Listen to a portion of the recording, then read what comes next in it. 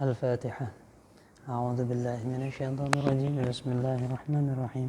الحمد لله رب العالمين الرحمن الرحيم مالك يوم الدين. إياك نعبد وإياك نستعين اهدنا الصراط المستقيم صراط الذين أنعمت عليهم غير المغضوب عليهم ولا الضالين آمين. بسم الله الرحمن الرحيم. رب اشرح لي صدري ويسر لي أمري واحلل عقدة من لساني يفقهوا قولي. نويت التعلم والتعليم والإفادة والاستفادة والحث على التمسك بكتاب الله وسنة رسوله والدلالة على الهدى والخير. Bismillahirrahmanirrahim. Kita melanjutkan pelajaran yang kemarin. Muqaddimah kemarin sudah 2 kali pertemuan. Sekarang kita masuk ke bab yang pertama. Semoga selesai ini.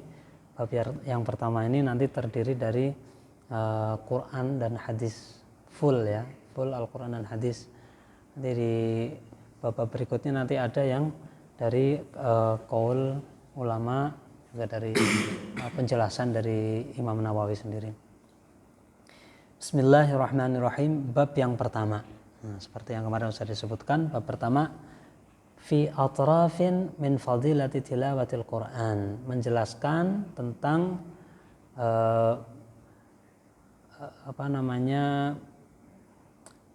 poin-poin atau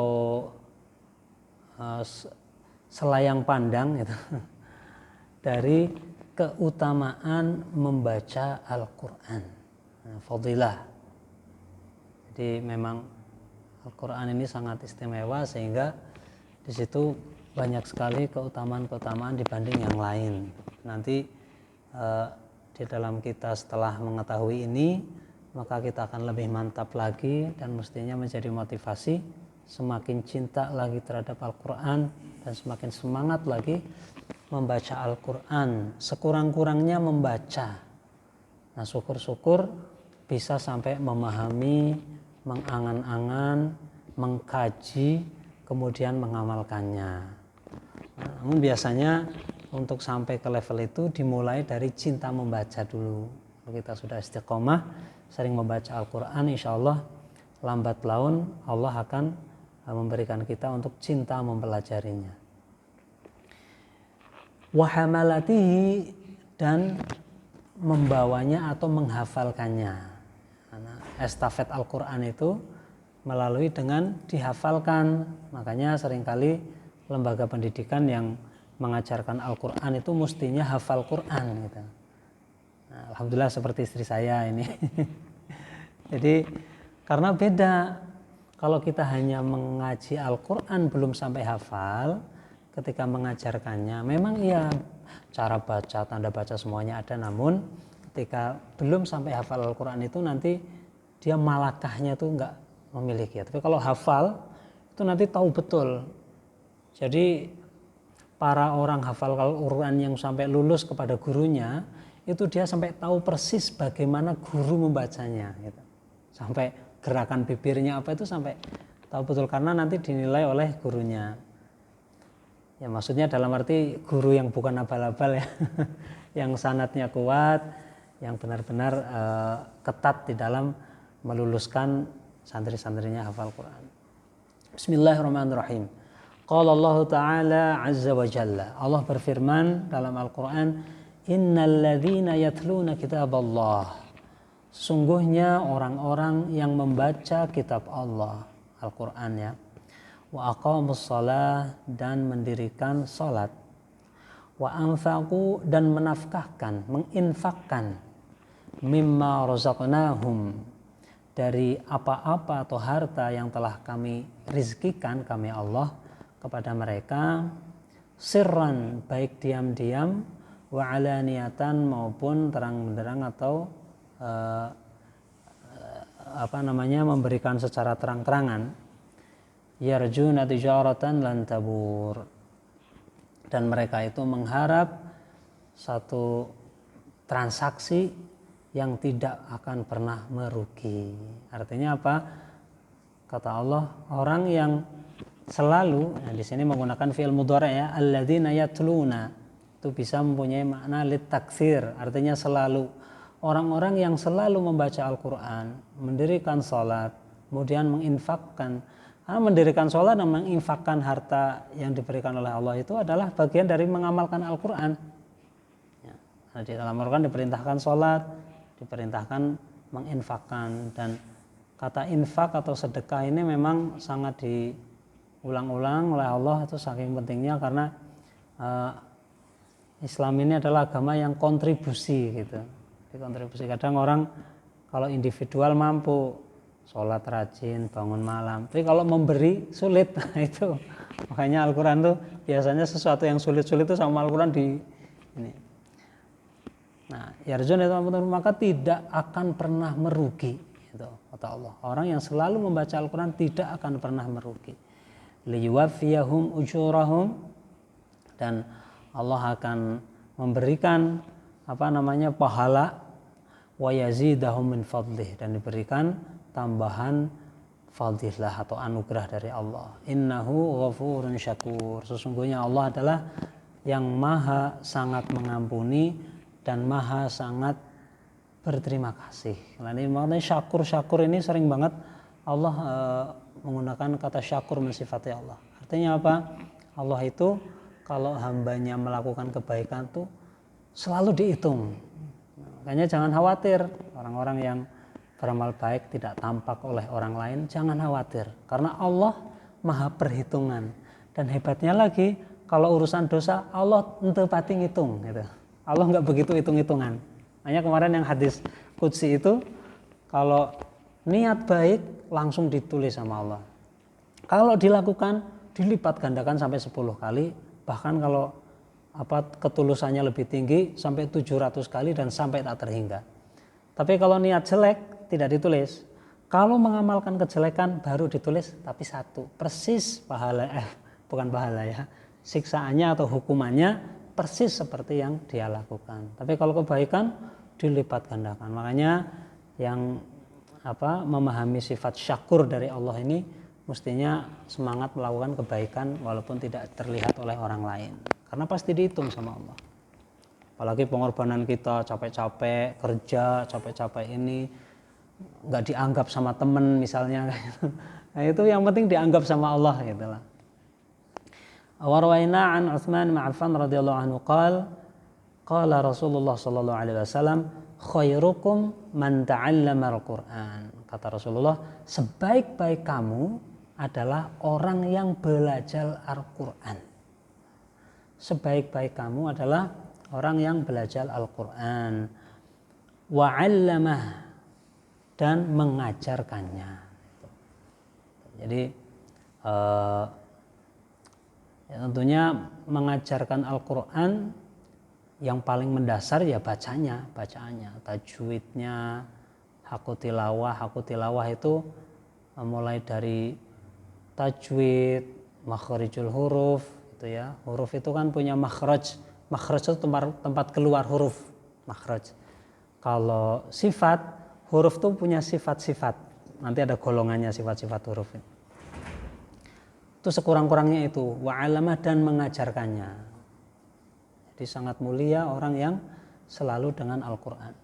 Rawahu Imam Abu Abdullah Muhammad bin Ismail fi Sahih alladzi wa asahul kutub ba'dal Quran. Ini hadisnya sangat sahih sekali dan yang paling terkenal gitu. Hadis ini terkenal sekali. Pokoknya sebaik-baik orang Islam itu yang belajar Al-Quran dan mengajarkannya itu. Wa an Aisyah radhiyallahu anha qalat qala Rasulullah sallallahu alaihi wasallam alladzi yaqra'ul Qur'an wa huwa mahirun bihi ma'a safaratil kiramil bararah. Orang yang membaca Al-Qur'an dan ia pandai membacanya, bacaannya bagus, kemudian secara tajwid dan lain-lain benar-benar dipenuhi, maka ia bersama dengan safaratil kiram, yaitu para malaikat pencatat amal, gitu. Al-bararah yang tinggi, jadi malaikat yang levelnya tinggi itu. Walladzi yaqra'ul Qur'an wa yatata'u fihi, dan siapa saja yang membaca Al-Quran kemudian kesulitan membacanya, Kadang kan sebagian orang ada yang ngucapin huruf tertentu sulit itu ya, apalagi daerah-daerah yang logatnya itu bertentangan dengan huruf-huruf Quran misalnya, kemudian sulit sekali, atau dia konsisten panjang pendeknya itu sulit sekali, atau nahan nafasnya nggak kuat misalnya karena nafasnya pendek, misalnya asma atau apa, karena Quran itu sebagian ayat itu wakofnya rada panjang, maksudnya wakof yang baik gitu ya, itu kesulitan dan lain sebagainya, hal yang sifatnya sulit, wa huwa alaihi syaqun lahu ajrani, maka dia mendapatkan 2 pahala itu. Jadi kalau yang kesulitan malah diberi pahala lebih gitu. Rawal Bukhari wa Abul Husain Muslim al-Aziz sahihah. Kalau di kitab yang itu nggak disebutin ininya ya, rawinya, apa disebutin juga? Sebut juga ya. Wa an Abi Musa al-Asy'ari radhiyallahu anhu qala Rasulullah sallallahu alaihi wasallam, Rasulullah bersabda, "Matsalul mu'mini alladzi yaqra'ul Qur'an matsalul udrujjah." Perumpamaan orang beriman yang membaca Al-Qur'an itu seperti utrujjah. Utrujjah itu buah jeruk yang kulitnya tebal itu Bapak. Yang manis banget itulah. Namanya jeruk apa itu? Kiko. Jeruk kino. Jeruk kino. Kalau jeruk Bali itu nggak manis ya, baunya juga nggak ini. Kalau jeruk kino itu sunrise apa ya? Pisang ya kalau. Itu baunya tuh menyengat, tapi menyengat enak. Terus rasanya juga manis itu jeruk itu. Rihuha thayyibun, baunya enak gitu, menyengat sedap gitu. Wa ta'muha thayyibun, dan rasanya juga enak, manis. Itu orang mukmin yang baca Quran. Terus wa masalul mu'minil ladzi la yaqra'ul Quran, orang mukmin yang tidak membaca Al-Qur'an itu seperti apa? Masalut tamrah, seperti buah kurma. La rihalaha wa ta'muha hulmun. Buah kurma itu tidak punya bau tapi rasanya manis. Nah, jadi memang seorang mukmin itu standarnya ya senang baca Al-Qur'an gitu. Nanti sempurna gitu. Nah, kadang orang semangat di dalam ini berislam mungkin ya, mulai dari pakaian, mulai dari apa, tapi nggak senang baca Quran gitu.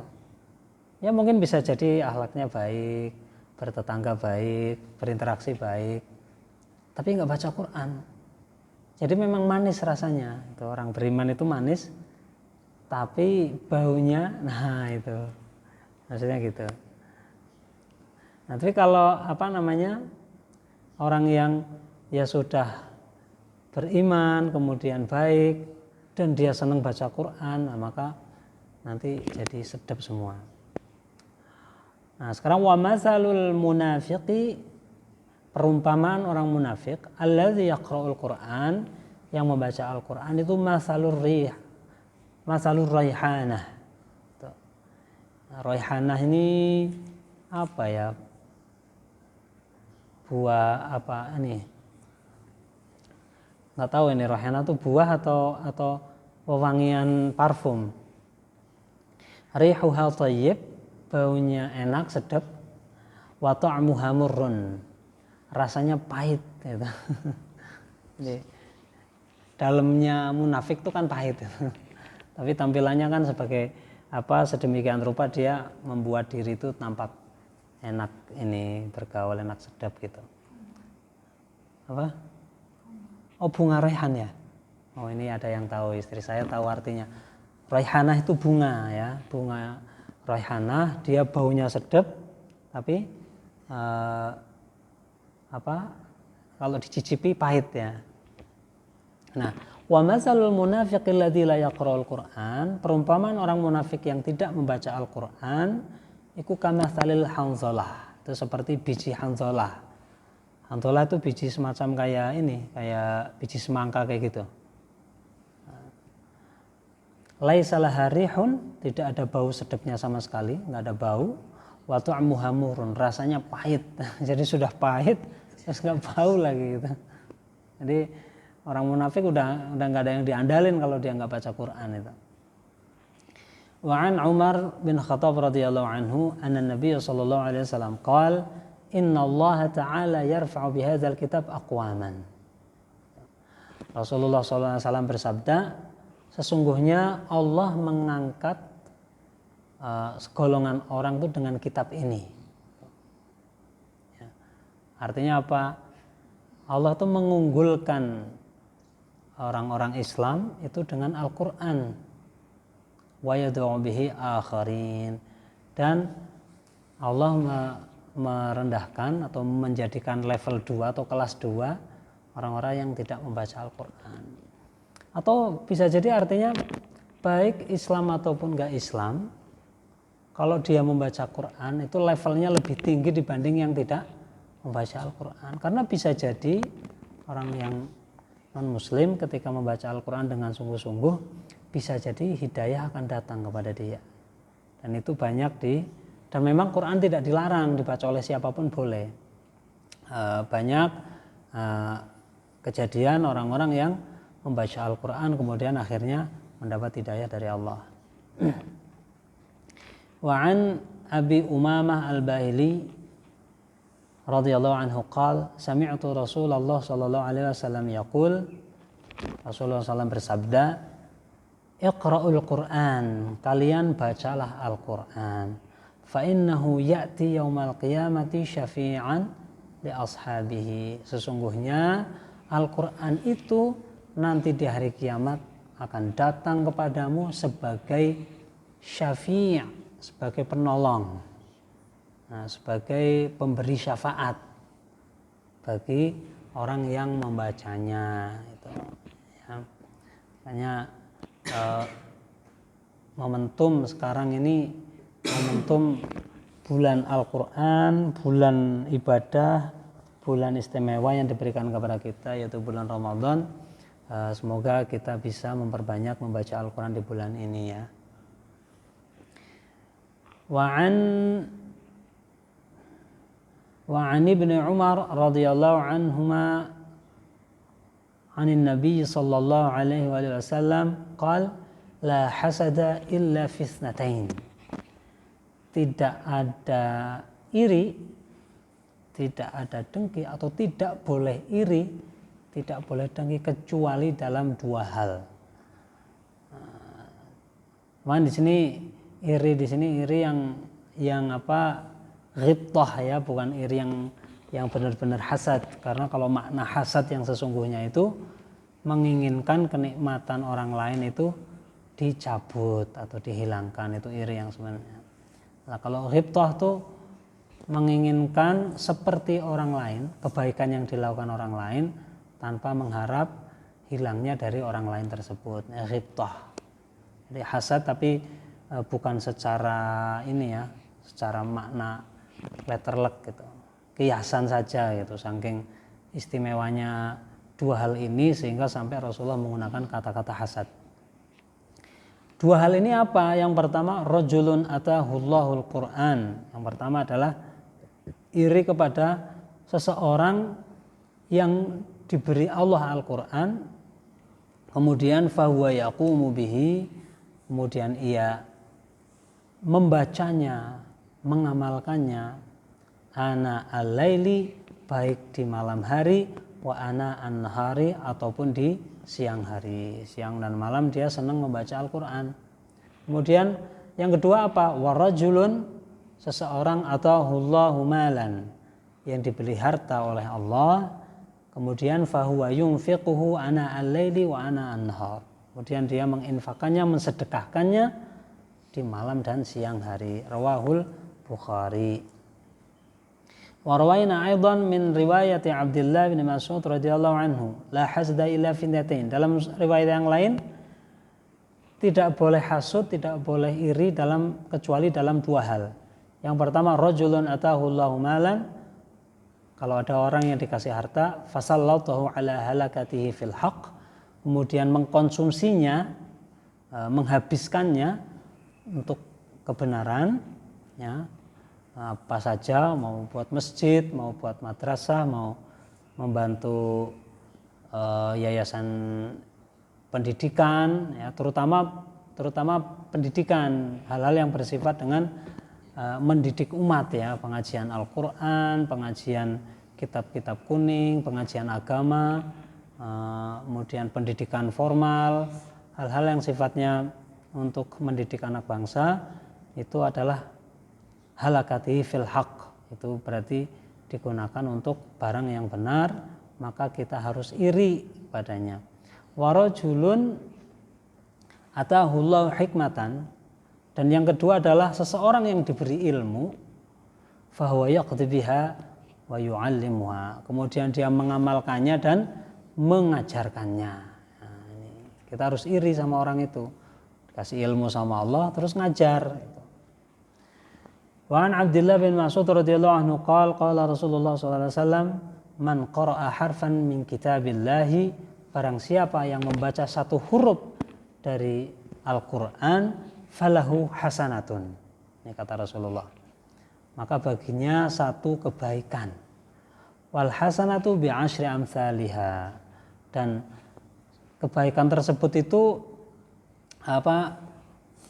bernilai 10 kali lipat. Itu 10 kali lipat yang dilakukannya. Nah, kata Rasulullah, la aqulu alif lam mim harfun. Saya tidak mengatakan bahwa alif lam mim itu satu huruf. Bal alifu harfun, tapi di situ ada alif satu, wa lamun harfun, dan ada lam satu, wa mimun harfun, dan ada mim satu. Jadi alif lam mim itu 3 huruf. Sehingga kalau baca alif lam mim itu berarti ada 30 kebaikan. Nah, bayangkan kalau kita membaca Al-Quran full 30 juz, tidak terhitung kebaikannya. Makanya sangat mulia nanti orang-orang yang senang membaca Al-Quran, apalagi di bulan Ramadan, ditingkatkan lagi. Itu nanti akan sampai terkaget-kaget di akhirat nanti. Kok tiba-tiba ada kenikmatan besar apa ini? Ternyata Al-Quran yang kita baca. Wa Nabi Sa'id Al-Khudri radhiyallahu anhu 'anin Nabi sallallahu alaihi wasallam qala yaqulu Rabbu subhanahu wa ta'ala. Ini hadis qudsi, ya. Rasulullah bersabda bahwa Allah berfirman gitu. Man syaghalahul Qur'an wa dzikri an mas'alati, ini firman Allah, barang siapa yang disibukkan oleh Al-Qur'an kemudian mengingatku untuk meminta gitu.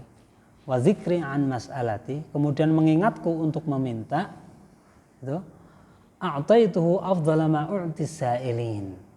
Bayangin loh, tuh luar biasa. Jadi orang, ya Allah, beberapa kali mungkin kita sempat beberapa ada segmentasi di mana kita ini senang membaca Quran, itu tetap ada, ya.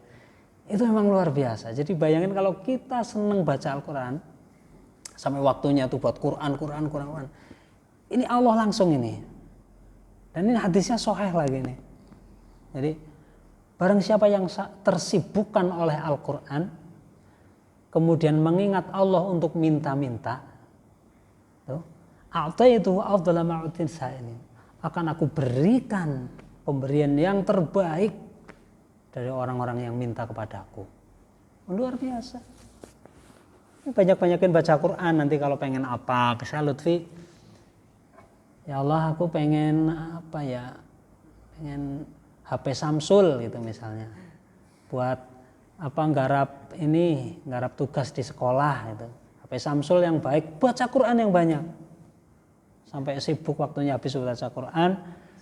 Ya Allah HP Samsul gitu. Nah, nanti HP-nya keluar. Gitu. Nah ini jarang yang Dan kita mungkin ya sebagian dari kita pernah ya ketika kita lagi senang baca Quran, pas minta apa ya sama Allah dikasih gitu. Jadi masalah nih Qurannya benar-benar apa enggak ini? Kadang males baca Quran itu. Wa fadlu kalamillah subhanahu wa ta'ala ala sairil kalam. Dan kalam Allah atau Al-Quran itu lebih utama dari semua kalam-kalam yang ada. Pokoknya yang paling utama itu kalam Allah, yaitu Al-Quran itu. Kafadlil itu bandingannya gimana? Bandingan keutamaan Al-Quran terhadap kalam yang lain. Itu kalam Al-Quran, kalam Allah dibandingkan dengan yang lain itu seperti apa? Kafadlillahi ta'ala ala khalqihi. Wah, itu seperti Allah dengan ciptaannya. Makanya ulama sepakat dulu tuh sampai apa disiksa Abu Ahmad bin Hanbal ya, Imam Ahmad bin Hanbal itu sampai disiksa, dicambuk, dipenjara, dipukul itu gara-gara mengatakan bahwa Quran itu lebih utama dari yang lain seperti Allah dengan makhluknya. Artinya apa? Artinya Quran bukan makhluk. Karena bandingannya Allah dengan makhluk berarti kan Quran bukan makhluk. Nanti kalau Quran makhluk otomatis nggak bisa dibandingin Allah dengan makhluknya.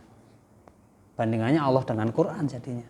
Tapi karena Quran itu bukan makhluk sehingga dan itu banyak sekali korban ulama yang sampai dibunuh cuma bilang, ayo sekarang kamu bilang Quran makhluk. Karena dulu kan pemerintahan Abbasiyah satu saat pernah dikuasai oleh Mu'tazilah yang mengatakan bahwa Quran itu makhluk, Quran itu ciptaan. Nah, padahal ulama sepakat bahwa Quran itu bukan makhluk, Quran itu qadim. Makanya kita sering dengar kalamun qadimul la yumalu sama'uhu. Jadi kalam yang qadim. Qadim itu artinya sebuah kalam yang dahulu tidak ada permulaannya dan akhir tidak ada akhirnya. Berarti Al-Quran itu sendiri ya Allah gitu. Artinya dia qadim gitu. Memang sifat Allah, sifat kalam Allah. Berarti kalau sifat kalam Allah berarti dia menempel, bukan menempel ya. Kalau menempel nanti dia tuh mulazamah sama Allah gitu. Al-Quran itu talazum dengan Allah karena sifat itu kan talazum. Seperti misalnya meja ini keras, lah kata keras ini kan talazum dengan meja, nggak bisa dilepas gitu. Nah Quran juga itu kalamullah itu ya sifat Allah, karena sifat Allah dia qadim. Nah makanya disebut Quran itu bukan cetakan, kalau cetakan itu hadis, itu cetakan mushaf itu namanya mushaf, itu hadis. Hadis itu apa artinya? Hadis itu tadinya tidak ada menjadi ada. Nah kalau Al-Quran tidak pernah tidak ada dan tidak akan tidak ada.